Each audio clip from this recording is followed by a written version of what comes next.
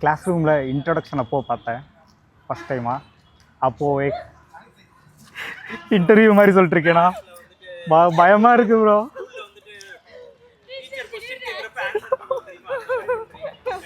இதெல்லாம் முன்னாடியே சொன்னால் நாங்கள் ஏதாவது ப்ரிப்பேர் பண்ணியிருப்போம். அதான் கல்யாணம் முடித்ததே லேட்டாக தான் முடித்தேன். அதில் ஓரளவுக்கு செட்டில் ஆகி முடிக்கணுங்கிற ஒரு ஐடியாவில் முடித்தேன். முடித்து முதலே பொன் குழந்தை தான் அங்கேயில்.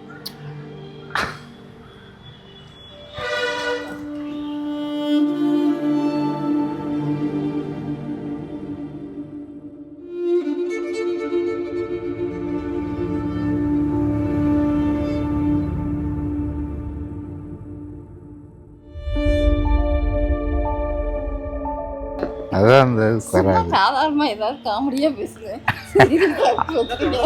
அப்படி பேசுறது நான் ஈஸியாக பேசிடுவேன். ஏதாவது எமோஷனல் ஆயிடுச்சுன்னா பேச்சு வரும் நிறைய. ஆமாம் ஆமாம், ஏன்னா நான் நினச்சதை பேசணும்னு வர்றப்ப இப்படி வந்துடும்.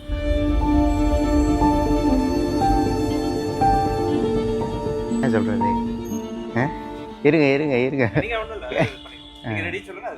சரி, அது இல்லை, என்ன எப்படி பேசுகிறது சொல்லுங்கள்.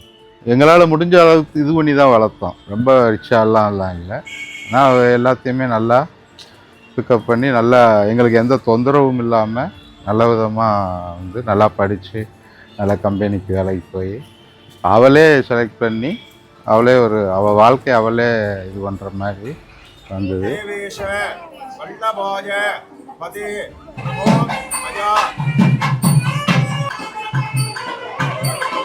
அவங்க அப்போது ரொம்ப காமாக இருப்பாங்க. அதுவும் இல்லாமல் அப்போது ரொம்ப காமாக இருப்பாங்க. ஸோ வந்து கொஞ்சம் படிப்ஸ் கேர்ள். இதுக்காகவே இவங்களை அட்ராக்ட் பண்ணுறதுக்காகவே நானும் கொஞ்சம் நிறையா படிக்க ஆரம்பித்து அந்த மாதிரிலாம் போனேன். எங்களுக்கு ரொம்ப நல்ல முறையில் இருந்தது, நல்லா பார்த்துக்கிடுவான்னு நினச்சி நாங்கள் சேர்த்தோம்.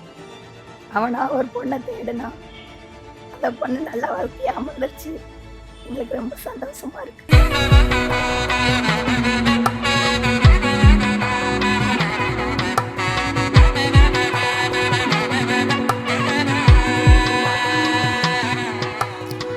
எல்லாரும் வேணுங்கிற ஒரு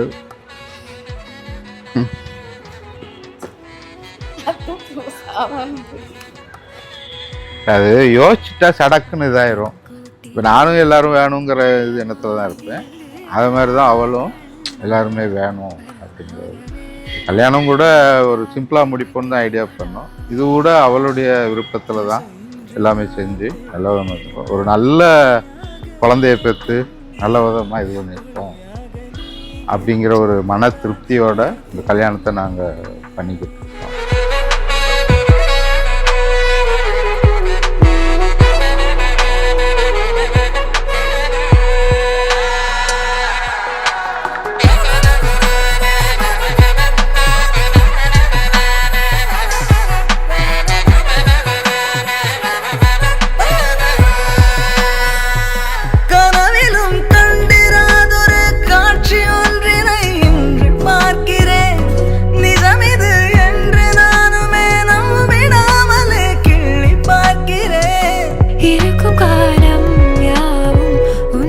நாங்கள் ஸ்டார்ட் பண்ணது எப்போவுமே ஃபேஸ்புக் டைமில். ஸோ வந்து ஃபேஸ்புக்கில் சேட்டில் ப்ரொப்போஸ் பண்ணிக்கிட்டு அப்புறமா டெக்ஸ்ட் மெசேஜில் அவங்க திரும்ப அக்செப்ட் பண்ணாங்க.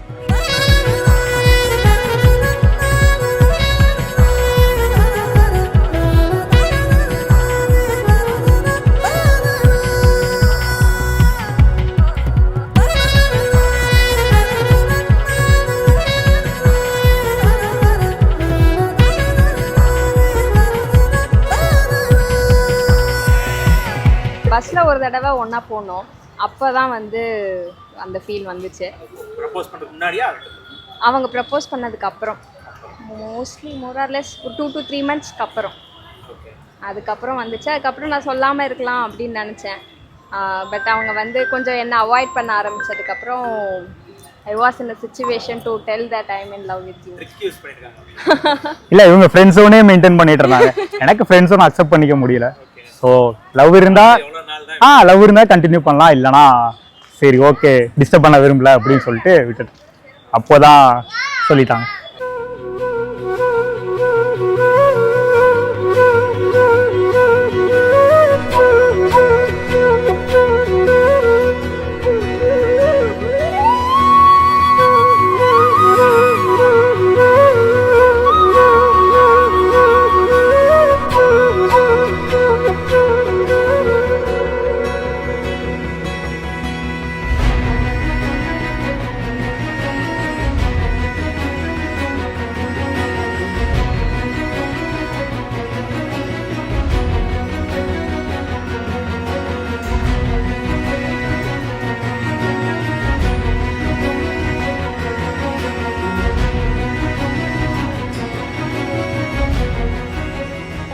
டெய்லி சண்டையாக போகும், அது மட்டும் கன்ஃபார்ம்.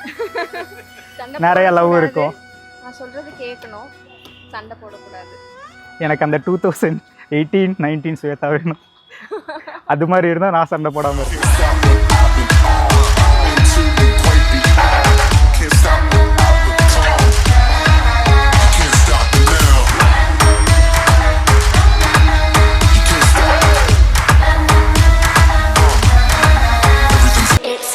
Everything's about change.